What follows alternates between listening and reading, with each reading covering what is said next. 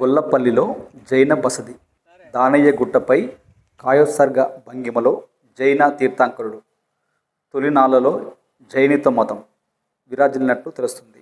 తెలంగాణ రాష్ట్రం హన్మకొండ జిల్లా భీమదేవరపల్లి మండలంలోని పలు గ్రామాల్లో జైనిజం ఆనవాళ్లు బయటపడ్డాయి.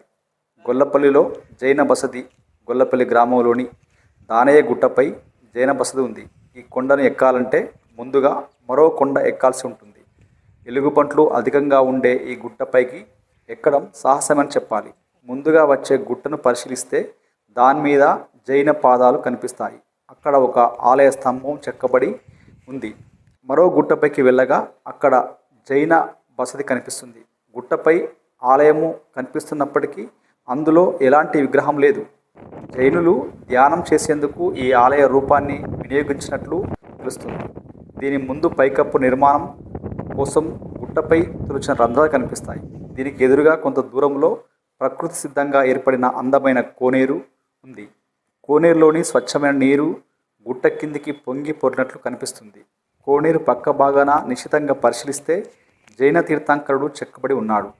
కాయోత్సర్గ భంగిమ అనగా నిశ్చలంగా నిటారుగా నిలబడి ధ్యానములో నిమగ్నమైన జైన తీర్థంకరుడు కనిపిస్తాడు.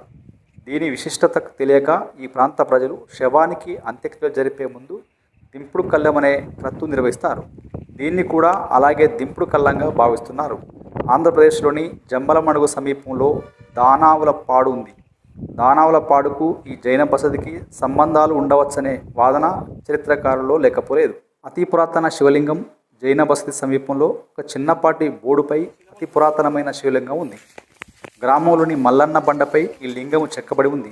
శివలింగం చెక్కబడిన శైలిని బట్టి చూస్తే ఇది 9వ శతాబ్దానికి చెంది ఉంటుందని చరిత్రకారులు భావిస్తున్నారు. శైవారాధకులు ఈ శివలింగానికి పూజలు చేసినట్టు తెలుస్తుంది. రైతులు పంట కోసిన సమయంలో దేవునికి నైవేద్యం సమర్పించడం ఇక్కడ ఆనవాయితీగా వస్తుంది. ముల్కన్నూరులోని పోచమ్మ దేవాలయం ఎదుట జైన తీర్థంకరుడి విగ్రహం ఉండేది. కరీంనగర్ జిల్లా కేంద్రంలో గాంధీ సెంటినరీ మ్యూజియం 1969లో ఏర్పాటు చేయగా ముల్కన్నూరు పోచమ్మ దేవాలయం ఎదుట సల్లేఖన ముద్రలో ఉన్న జైన తీర్థంకరుడి విగ్రహాన్ని అక్కడి మ్యూజియంకు తరలించారు. పోచమ్మ దేవాలయంలో కూడా శిరస్సు లేని జైన విగ్రహము ఇప్పటికీ పూజలు అందుకుంటుంది. కొత్తపల్లిలో మునుల విగ్రహాలు కొత్తపల్లిలోని ఇనుపరాతి గుట్టల నడుమ జైనుల ఆవాసం ఏర్పాటు చేసుకున్నట్లు తెలుస్తుంది. గుట్టల నుంచి జాలువారుతున్న నీరు స్వచ్ఛంగా ఉంటుంది. అతి పురాతనమైన విగ్రహాలు ఒక చెట్టు కింద నిరంతరం నీటి ప్రవాహంలో కనిపిస్తాయి. విగ్రహాలు స్పష్టంగా లేకపోయినప్పటికీ జైనుల తర్వాత ఆరాధన జరిగినట్టు తెలుస్తుంది. ఇక్కడి దగ్గరలో ఒక పాము పుట్ట ఉంది. ఈ ప్రాంతంలో శ్వేతనాగు చాలామందికి కనిపించింది. అయితే శ్వేతనాగు శరీరంలో గాఢమైన రంగులుండవు. అందుచేత ఆ పాములు రాత్రిపూటనే తిరుగుతుంటాయి. అయితే పాములు సైతం ఊసరవెల్లిలా వాటి అవసరం మేరకు రంగులు మార్చుతుంటాయని చెప్తుంటారు. Thank you.